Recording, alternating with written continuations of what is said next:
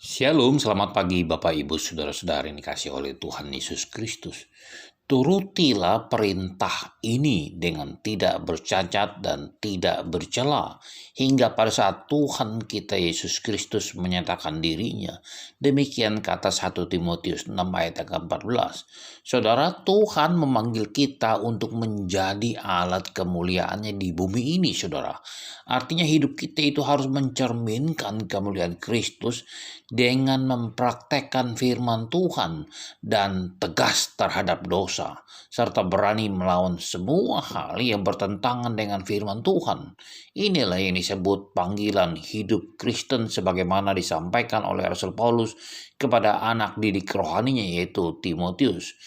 Oleh karena itu saudara, bagi dialah yang dapat melakukan jauh lebih banyak daripada yang kita doakan atau pikirkan, seperti yang ternyata dari kuasa yang bekerja di dalam kita. Bagi dialah kemuliaan di dalam jemaat dan di dalam Kristus Yesus turun-temurun sampai selama-lamanya. Demikian kata firman Tuhan di dalam Efesus 3 ayat 20 sampai dengan 21.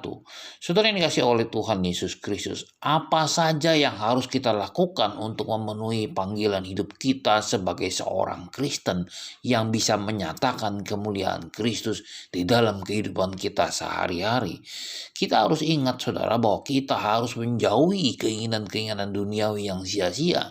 Itu adalah hal pertama yang harus kita lakukan, yaitu kita menjauhi segala jenis ketamakan, cinta harta, dan uang, percekcokan bahkan juga gosip saudara. Seperti yang dikatakan di dalam 1 Timotius 6 ayat 4 dan kelima, ia adalah seorang yang berlaga tahu padahal tidak tahu apa-apa. Penyakitnya ialah mencari-cari soal dan bersilat kata yang menyebabkan dengki, cedera, fitnah, dan curiga.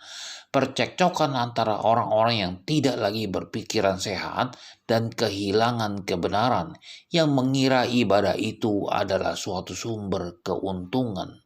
Saudara yang dikasih oleh Tuhan Yesus Kristus, kita harus menjauhi perbuatan-perbuatan daging yang merusak hidup rohani kita. Seperti apa saudara? Seperti kita harus menjauhi percabulan, kecemaran, iri hati, amarah, kepentingan diri sendiri, percideraan, roh pemecah, kedengkian, kemabukan, serta pesta pora dan sebagainya.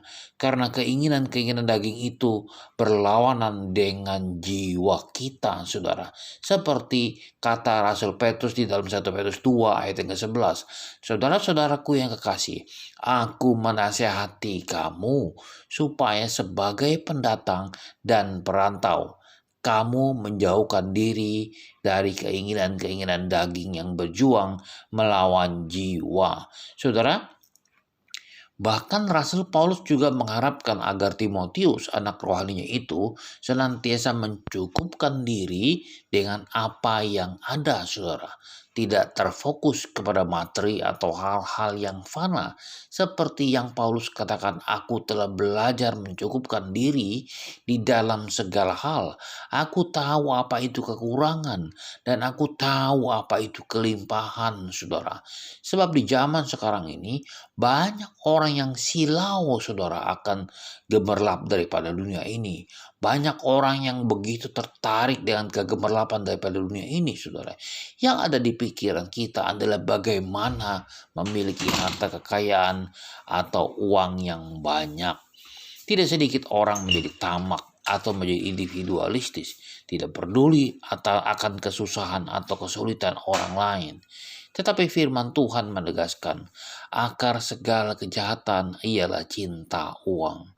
Sebab oleh memburu uanglah beberapa orang telah menyimpang dari iman dan menyiksa dirinya dengan berbagai-bagai macam duka. Saudara, yang kedua adalah kejarlah perkara-perkara yang rohani, yaitu keadilan, ibadah, kesetiaan, kasih, kesabaran, dan kelembutan. Paulus mengibaratkan bahwa hidup ini sebagai arena pertandingan iman. Jadi kita harus berjuang dan bertanding dengan sungguh-sungguh. Karena tantangan dan ujian yang ada di depan kita semakin berat. Dan itu adalah proses ujian iman bagi kita. Oleh karena itu saudara, jangan tunda-tunda lagi. Mari kita kerjakan panggilan hidup kita. Bagaimana kita menjalani hidup saat ini akan menentukan apa yang akan kita raih kemudian hari. Selamat pagi, selamat berkarya, dan Tuhan berkati.